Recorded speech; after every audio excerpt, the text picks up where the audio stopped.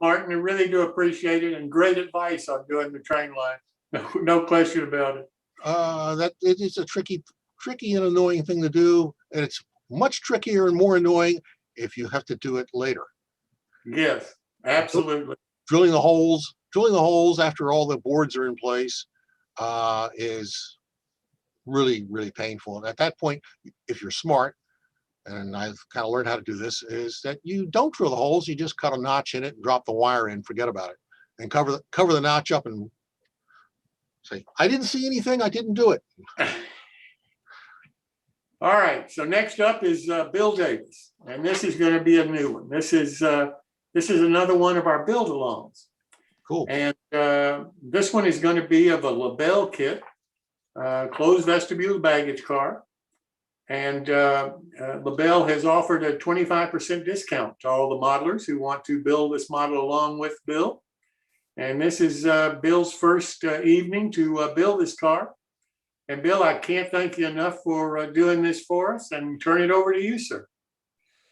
Well, thanks, Jim. I'm not sure I was going to volunteer to this until Guido showed up here and said, you're doing it. So, anyway. So anyway, this is a, where am I at here? Let that share. Oh boy. Okay, I don't want that. Hang on one second, guys. Close tab.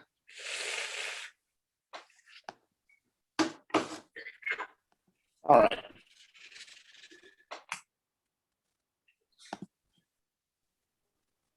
Come on. Okay. How do I full screen this? How do I full screen this thing here? Is that it? Yeah, click that right there. There, I got it. Okay. All right. So what I'm going to be building here is a Labelle closed vestibule O-scale baggage car. It's been a long time since I built a wooden a wooden passenger car. I do have another one that I've been working on for a long time, which is a Southern immigrant, or I'd say a New England immigrant car, or a Southern Jim Crow type of car, where I've replaced a lot of stuff on. I'm planning full interior. I'm not doing interior or anything on this model. I got the kit just a few days ago, and I read the instructions, and they were interesting, to say the least. There's a lot of stuff in this kit will have to be built and scratch built and carved and things, and there's not a lot of detail about how to do all this stuff. So we'll be dealing with that as we go along here. So before we get started on any kind of actual building here, let's take a look at some baggage cars. I went on the internet and I thought I'd have no problem finding pictures of wooden baggage cars, but I was wrong. A lot of steel baggage cars, but not wooden ones. But I did find these. This is one from the Erie Railroad. Now, notice the end, how the end roof is, because that's going to be an interesting thing as we go through these pictures. I also, on this car, it didn't come with windows in it, but I added the windows, not that many windows, but a window on each end of it. So this is one from the Northwestern Pacific, California. Notice that they have the metal sheeting by the doors. I'm going to add that on mine. And also notice that they don't have the end like the, my mouse. Notice how the door section is recessed here, and the end of the roof sticks beyond, but on this car, the end is kind of curved to match the end of the roof. So there's a couple of things I'm going to be using off of this car for my project here. And then finally, the one I liked best of all of it is this Canadian Pacific type car.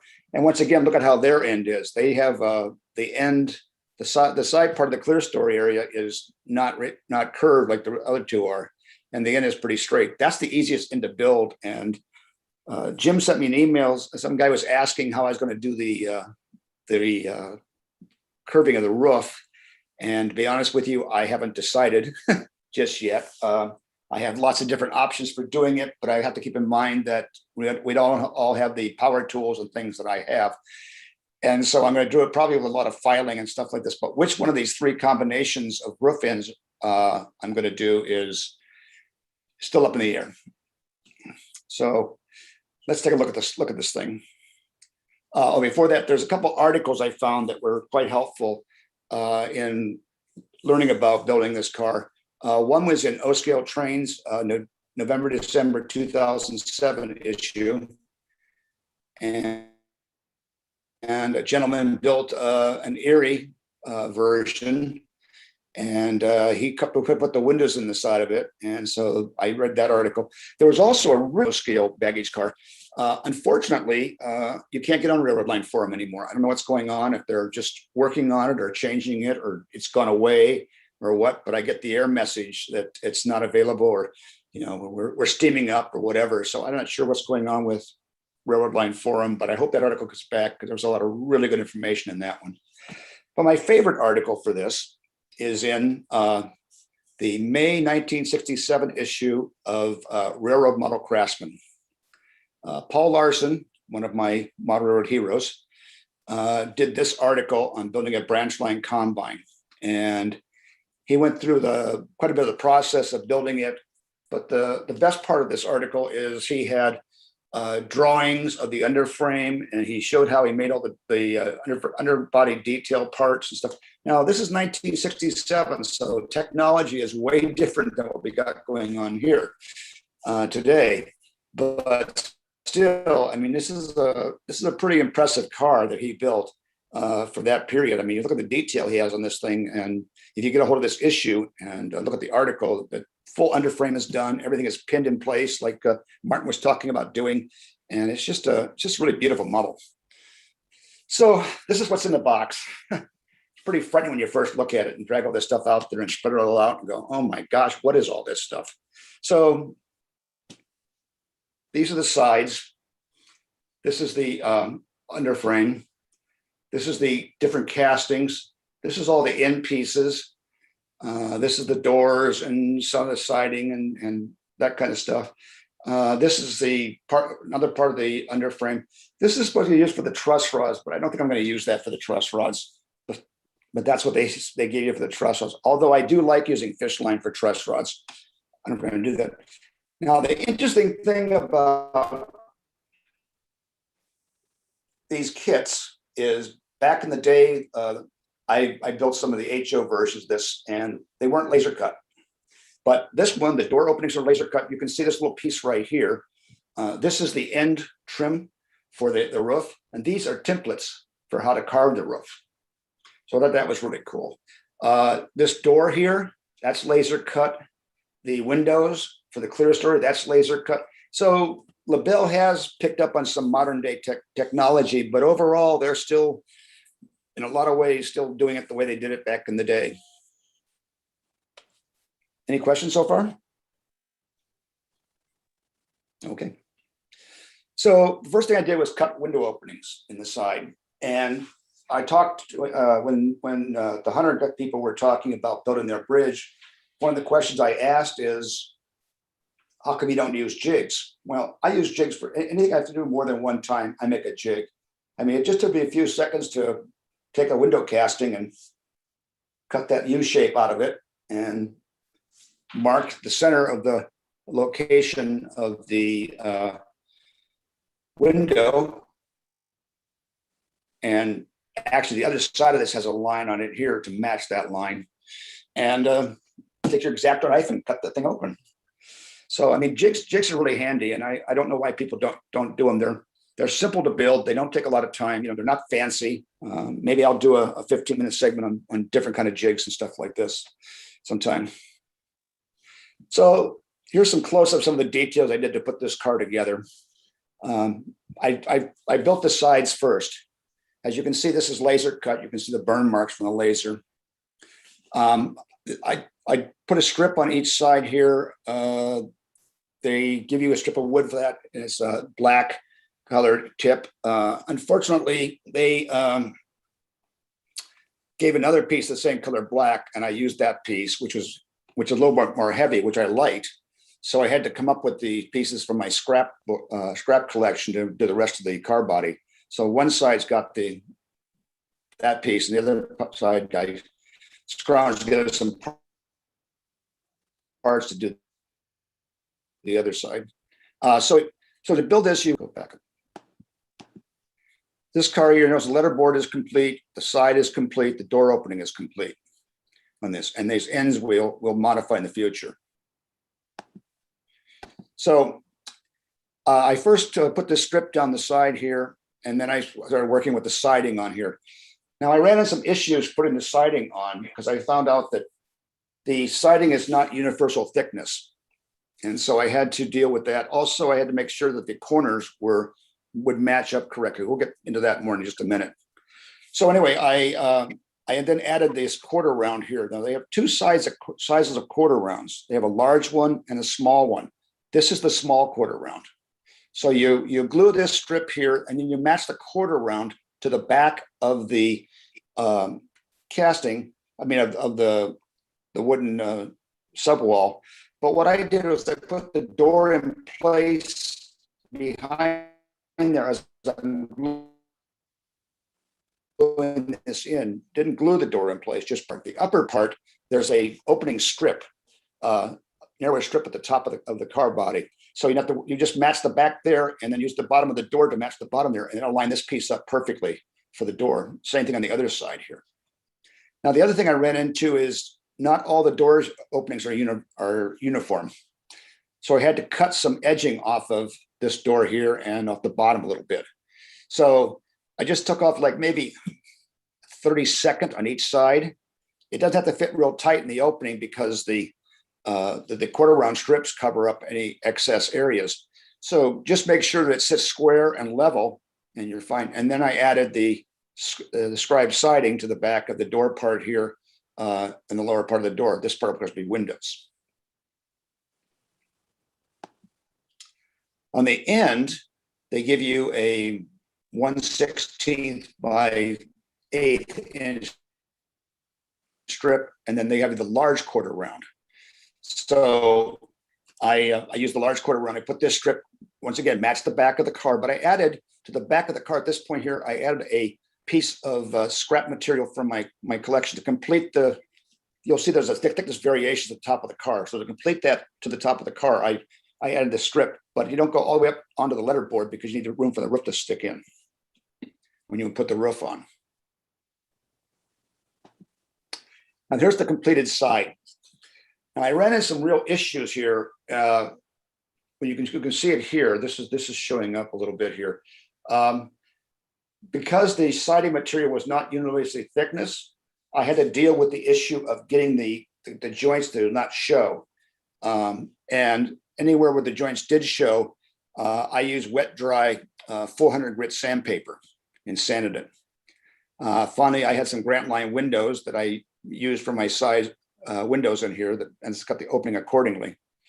And so at this point here, you should have your sides all assembled, and we're ready to move on to the ends, which we'll do next time.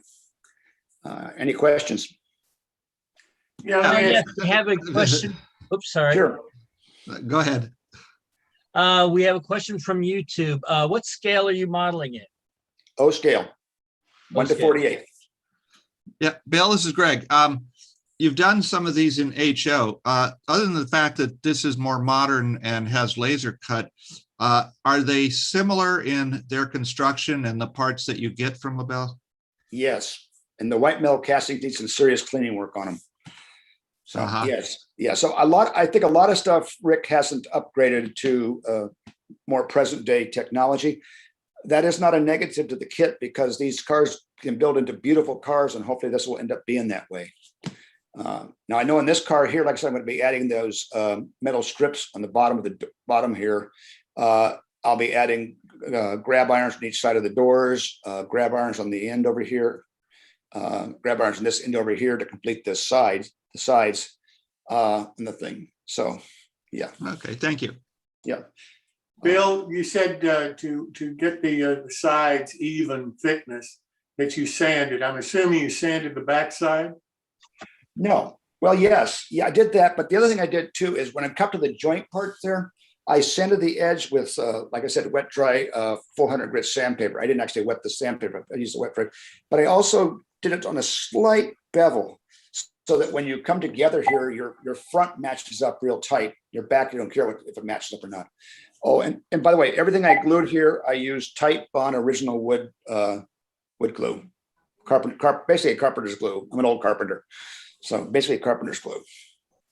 Gotcha. So I'm going to probably have to add So really what you did, you beveled the edges where they met. one edge only. Okay. And I made sure that the edge boards on both sides were nice and straight and even. I actually, when I put this together the first time, one of the sheets I had there, somehow the siding was grooved on an angle, and it was cut out or whatever. And so I had to peel it back off again and put it back on. The good news is I had enough siding left over to do the whole car and stuff. The other car I have, the one I'm building into a center baggage compartment car, I actually replaced the siding with, I replaced the windows in the car with Grant Line windows, and the siding I'm replacing with evergreen passenger car plastic siding. Okay. I could have done that in this car, but my intention here is to actually build the car. So as you know, as close as possible as the kit is designed. So. Oh, it's a great job. Hey, Bill, Yeah. For the kick plates at the bottom of the door, what do you intend on using? I've used aluminum foil in the past with very good success. Yeah, that's a good idea. I thought about that. You know, I wish I could get more of this. I used to have some of the foil tape that's self-sticking that you use when you're doing like ductwork and stuff like this, but I don't have a roll of that. And you got to buy 3,000 feet of it to get. You can't buy a roll that's 10 feet long. You got to buy, this massive roll of this stuff. So I thought about using that. I have some Strathmore board. I thought about doing that. And I thought about just using like 5,000 styrene. Yeah. And what I'll probably do is pounce some kind of nailing for that. That's one of the reasons I like the aluminum foil, because a bounce wheel works great. Mm-hmm. Yeah, good point. Yep. Good point. Yeah. So Bill, Martin Brickbill here. Yeah. Bill, you could use cardstock for that just as easily, I think. Well, that's why I had the Strathmore board. That is like a. Yeah, I just use like cut up a 4x6 index card to whatever I want. Yeah, that's a good idea too. That's definitely. Yeah. And I wanted to ask you, do you want you want a few feet of surgical silk for your truss rods? Sure. I've been watching you do that, but wanting to try that. So yeah, absolutely. Okay, I'll shoot you an email later, and Okay. I got to dig out your address from wherever I lost it. That's okay. I have a friend that's known me forever, and every time he sent me something, he asked for my address. So. I'm not sure if I put it on. I don't know if I filed you under a Bill or D for Davis or William. And Yep. And I still have to work my way through a paper of Rolodex.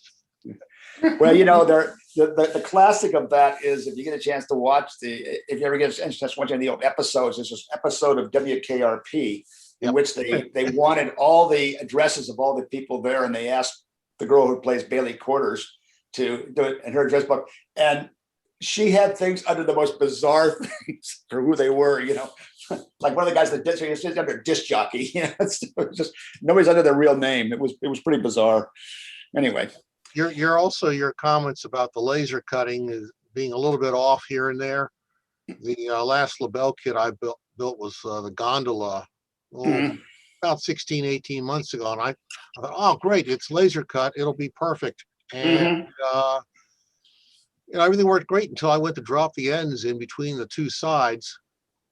And they turned out to be, they were 4 scale inches short.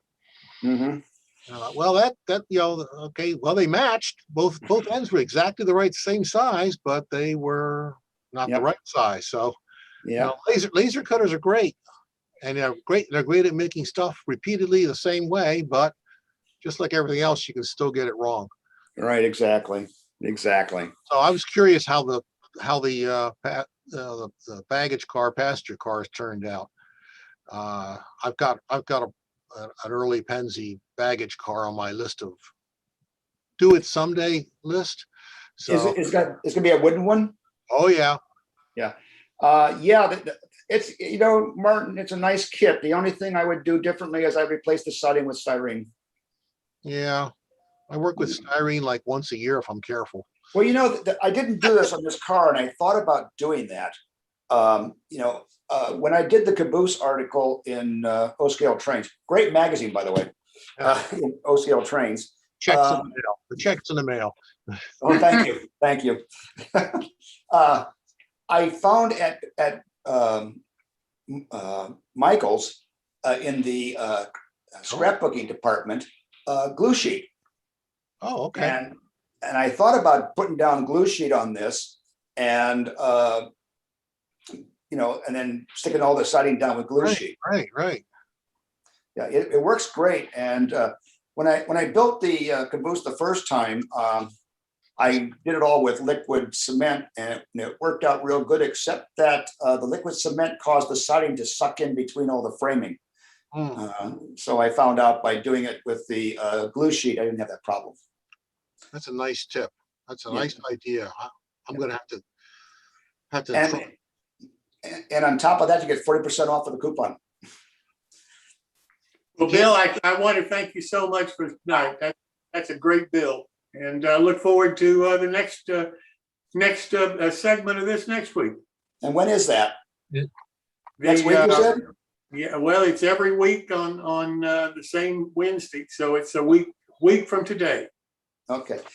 One other thing I was going to say here too, that I'm debating about the situation, because if you look at the picture carefully here, you'll notice that across the letterboard, there's like variances in the edge of the letterboard. And I've thought about adding a very thin strip of wood, cardstock, whatever, across that letterboard, so I could get a little bit thicker on the letterboard, so it would lift over the wooden siding better and would hide the fact that there's a little bit of wave in the wooden siding because of the way the thickness of the siding is. Oh, one other thing too, because of the thickness issue, before I glued anything, I laid the sheets together and see how the edges compared. So I didn't get a real thick edge with a thin edge.